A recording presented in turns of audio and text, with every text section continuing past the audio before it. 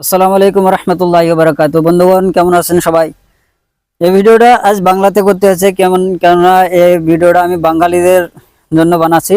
যারা বাঙালি বক্তা আছেন, যারা মাহফিল করেন, যারা সুর কণ্ঠ দিয়ে একদম পাবলিককে পাগল করে দেন আপনাদের বয়ান দিয়ে, বক্তা দিয়ে, তাদের জন্য এই ভিডিওটা। মুখতাসার ভিডিও আছে, ছোট, আপনি পুরো শুনবেন। আপনারা যখন কোরআনে কারীমের কোনো আয়াত তিলাওয়াত করবেন সুর দিয়ে, প্রথম কথা তো এই যে সুরের সাথে কোনো সুরের সাথে কোরআনে কারীমের তিলাওয়াত করা মাকরু আছে। মশলা জানেন তো আপনারা, মানে গানের সুরে হোক কিংবা নাতের সুরে হোক, কোরআনের যে একটা লেহজা আছে, কোরআনের যে একটা ধুন আছে, সেই ধুনের সাথে কোরআনে কারীমটা পড়া মুস্তাহাব এরকম এবং ভালো।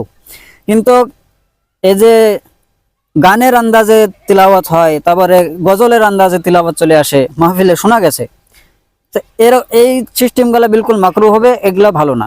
আপনারা ধ্যান দিয়ে শুনবেন। আর এই সুর মিলানের চক্করে, সুর মিলাতে মিলাতে কোন আয়াতটা টানতে হয়, কোন আয়াতটা ছেড়ে দিতে হয়, এদিকে ধ্যান দেয় না, কিন্তু মানে মতলব খুব চেঞ্জ হয়ে যায়। আমি নিজের কানে শুনেছি, একজন মৌলানা তিলাওয়াত করছে কি, ইন্না নাহনু নাজ্জালনা যিকরা ওয়া ইন্না লাহু লাহাফিজুন, ছোট লাম, ইন্না নাহনু নাজ্জালনা যিকরা ওয়া ইন্না লাহু লাহাফিজুন, ছোট লাম। দেখো লাস্টে কি পড়ছে, স্টাইল করতে যে, ইন্না নাহনু নাজ্জালনা যিকরা ওয়া ইন্না লাহু लाहाफिजून, यानी कर दिया खराब काम। लाहाफिजून यानी हम हिफाजत नहीं करेंगे, हमने इस जिक्र को उतारा है, আমি এই কোরআনে কারীমকে নাজিল করেছি আর এবং আমি তার হেফাজত করব, আমি তার রক্ষা করব। ছোট লাম দিলে কি হবে, আমি হেফাজত করব। আর বড় লাম হয়ে গেছে লা হাফিজুন, তো কি হবে, আমি হেফাজত করব না। তো আল্লাহ তো হেফাজত করব না বলছে না, আল্লাহ বলছে হেফাজত করব। তো এখন সুর মিলাতে যে কি হলো, সুর মিলাতে যে পুরো আয়াতের মতলবটা খারাপ হয়ে গেল। কিন্তু পাবলিক তো বুঝলো না যে মৌলানা তো ও কি টান দিয়েছে, টানে টানি চলছে। যখন টানাটানি হবে কিয়ামতে, তখনকার বুঝতে পারবেন। ঠিক আছে, মাহফিল যারা করেন খাস করে তারা এই কথাটা ধ্যান রাখবেন।